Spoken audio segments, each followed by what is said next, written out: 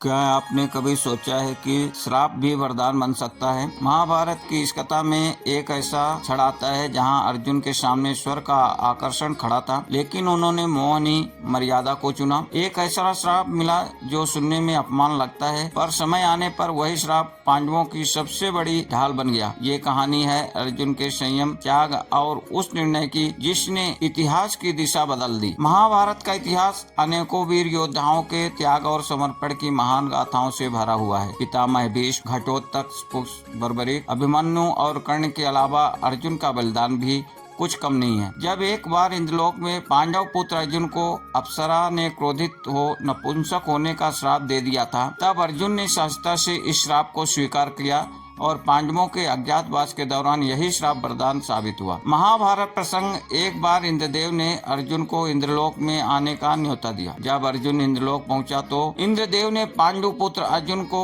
अपने पुत्र के समान प्रेम और सम्मान दिया। रण संग्राम की सारी विद्या सिखाकर अत्यंत कुशल बना दिया। इसके बाद इंद्रदेव ने अर्जुन की परीक्षा लेने के लिए दरबार में स्वर की सभी अप्सराओं को बुलाया। अप्सराओं का नृत्य चल रहा था।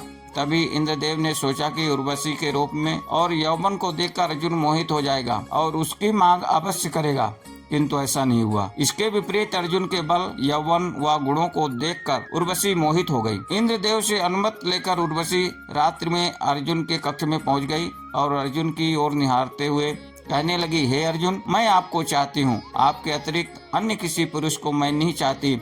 मेरा यौवन आपको पाने के लिए तड़प रहा है। मेरी अभिलाषा पूर्ण करो नाथ। उर्वशी की बात सुनकर अर्जुन ने कहा, माता, अपने पुत्र से ऐसी आशा करना योग्य नहीं है। मैं आपके पुत्र के समान हूँ। आप व्यर्थ ही ऐसी बातें कर रही हैं। उर्वशी ने अनेक प्रकार से अर्जुन को रिझाने की कोशिश की, लेकिन अर्जुन अपने कथन पर अडिग रहे।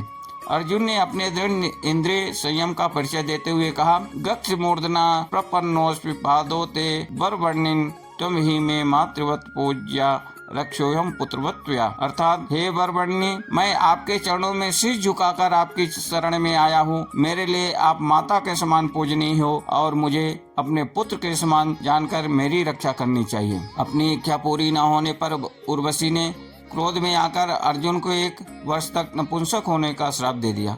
अर्जुन ने सहजता से अभिशाप को स्वीकार किया, किंतु अपना निश्चय नहीं बदला। यही श्राप पांडवों के अज्ञातवास में अर्जुन के लिए वरदान साबित हो गया। राजा विराट के महल में अर्जुन ने 1 वर्ष के अज्ञातवास के समय बृहन्नला बनकर महाराज विराट की कन्या उत्तरा और उनकी सखियों को नृत्य शिक्षा देने का कार्य किया।